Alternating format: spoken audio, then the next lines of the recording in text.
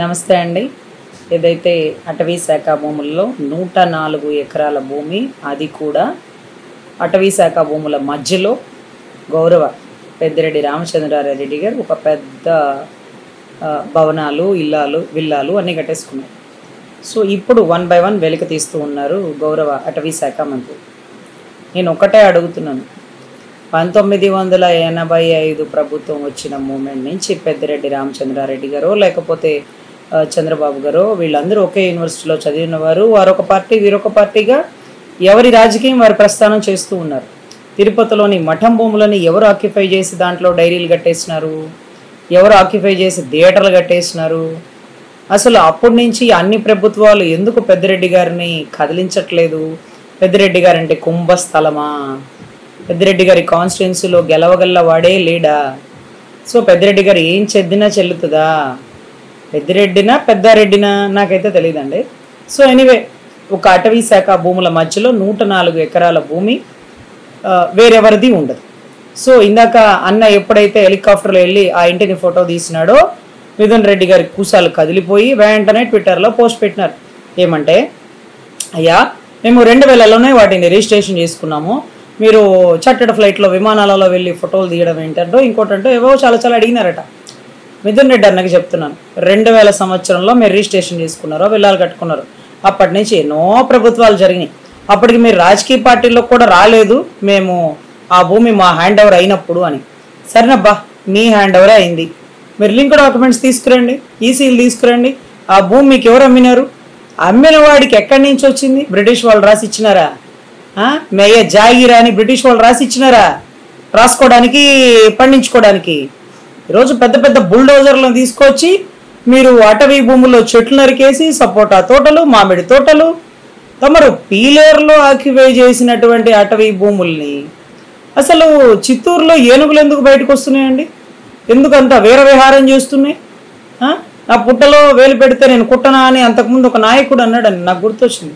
అంటే అటవీ భూముల్లోకి మనుషులు వచ్చేస్తే అటవీ మృగాలు ఎటుపోతాయి, అటవీ జంతువులు ఎటుపోతాయి? ఈరోజు ఏనుగులు బయటకు వచ్చేస్తున్నాయంటే మీరు పెద్ద విల్లాలు కట్టి అప్పుడప్పుడు గన్ సౌండ్లు ఇచ్చి అటవీలో ఉండే జంతువులు అలర్ట్ చేస్తే అవి భయపడి అటో ఇటో పారిపోయి ప్రాణ నష్టం చేసి, పంట నష్టం చేసి, ఏంటబ్బా ఇది? ఎంతమంది రాజకీయాలు చేసినారే, దశాబ్ద కాలం నుంచి ఎంతమంది నాయకులు ఉన్నారే, ఎవరికి ఇది తప్పని ఎందుకు ప్రశ్నించలా? ఎర్రచందనం అంటే స్వామివారి ఎర్రటి రక్తం అంటూ ఈరోజు ఎర్రచందనం స్మగ్లర్ల మీద ఉక్కు పంజా వేసినాడు, ఈరోజు అటవీ భూముల మీద ఉక్కు పాదం వేసినాడు. సో ఇప్పుడు ఆక్యుపై చేసినటువంటి గౌరవ పెద్దిరెడ్డి గారిని పోస్టర్లో పెడతారు. ఎందుకంటే అటవీ భూములు ఆక్యుపై చేసిన వాళ్ళందరినీ డిస్ప్లేలో చూపిస్తున్నారు అన్నారు. అంటే ఎవరెవరో సీకే దున్నే భూములు అనుకుంటా, అంటే కడప పరిసర ప్రాంతాల్లో సీకే దున్నే భూమి, ఆ ఏరియా పరిసర ప్రాంతాల్లో అక్కడ సజ్జల గారు ఆక్యుపై చేసినారు అటవీ భూముల్ని. అవన్నీ కూడా వెలికి తెస్తారండి. ఎందుకంటే మీరు ఎప్పటి నుంచో పండిపోయినారు రాజకీయాల్లో 2 పార్టీల వారు. కానీ నిన్న మొన్న బయటకు వచ్చిన యువ నాయకుడు ప్రతి తప్పుని ప్రశ్నిస్తూ, తప్పు ఎవరు చేసినా ప్రశ్నిస్తానంటూ స్వపక్షంలో విపక్షంలాగా ఈరోజు కొరకరాని కొయ్యగా ఎందుకు తయారయ్యాడంటే అది ఆయన సహజ గుణం. 2014-19లో కలిసే ఉన్నాడు, పని చేసినాడు, పాపం మీ పార్టీ మన కూటమి పార్టీ గెలుపుకు కారణమయ్యాడు. కానీ అంత కష్టపడి పనిచేసినాడే, ఏ ఎమ్మెల్సీనో తీసుకొని మినిస్ట్రీ తీసుకోవచ్చుగా, తీసుకోడు. మీరు అమరావతి భూములు ఇస్తానన్నారు, తీసుకోవచ్చుగా, తీసుకోడు. ఒకళ్ళు ఏది ఇచ్చినా తీసుకుంటే వాళ్ళు చెప్పింది చేయాల్సి వచ్చింది, వాళ్ళు కనుసన్నల్లో ఉండాల్సి వచ్చింది. అలాంటి పని అలాంటోడు ఒకడు ఉండడు, అలాంటి పని ఆయన చెయ్యడు అంటూ ఆయన ఒక డిఫరెంట్. ఇప్పుడు అర్థమవుతుండాలి ప్రతి ఒక్కరికి, తప్పు ఎంత లెక్కలో ఉన్నా ఎంతటి వారినైనా కుంభస్థలం మీద కొట్టగల యోధుడు ఈరోజు కొణదెల పవన్ కళ్యాణ్ గారండి.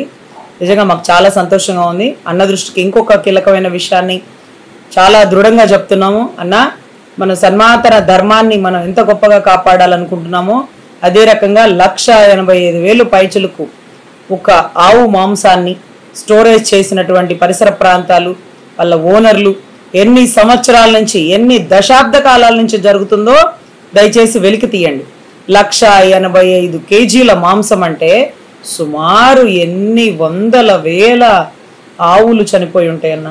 చాలా దారుణంగా జరుగుతుంది ఈ గోవధ అనేది. బహుశా మీరు లూలు ఇది ఆపేసినప్పుడు కూడా మాకు అర్థమైంది, మీరు కాషాయం కట్టని యోగి అని మరొక్కసారి మేము నమ్ముతున్నాం. కాబట్టి దయచేసి దాని మీద కూడా మీ ఉక్కు పంజా వేయాలని మనస్ఫూర్తిగా కోరుకుంటూ, దాని వెనకాల ఉన్నవారు ఎంతటి వారైనా, ఏ పార్టీ వారైనా ఏ మాత్రం ఉపేక్షించొద్దు. ఇది హిందువుల మనోభావాల్ని కాపాడవలసినటువంటి తరుణం. హిందువులు దేవతామూర్తిగా పూజించేటటువంటి ఆవు ఈరోజు ప్లాస్టిక్ తింటుంది, ఈరోజు రోడ్డు మీద పోస్టర్లు తింటుంది, ఈరోజు చెత్త బుట్టల దగ్గర చెత్తలు తింటుంది. ఇంత పరిస్థితుల్లో ఇన్ని తిన్న ఆవుని చంపి మాంసం చేసి వాటిని కూడా స్టోరేజ్ చేసి దేశ విదేశాలకి తరలిస్తున్నటువంటి ఆంధ్ర రాష్ట్ర గనులని దయచేసి వెలికి తీసి తవ్వి ఆ గనుల్లోంచి బయటికి వచ్చినటువంటి వ్యక్తులని ఏ మాత్రం ఉపేక్షించకుండా చట్టపరంగా శిక్ష వెయ్యాలి. మిమ్మల్ని ఇష్టపడి ఎంచుకొని గెలిపించుకున్నాం, మీరు మా ఆశా జ్యోతి, మా నమ్మకానికి మీరు 100 రెట్లు మిన్నగా పనిచేస్తున్నారు, ఇంకా 1000 రెట్లు మిన్నగా పనిచేయాలని మనస్ఫూర్తిగా కోరుకుంటూ, గోవధకి కారణమైన వారిని ఏ మాత్రం ఉపేక్షించొద్దన్నా. అది మన ఆంధ్రుల కాదు, మన హిందూ ధర్మ ఆరాధ్య దైవం, తల్లి సమానం గోమాత.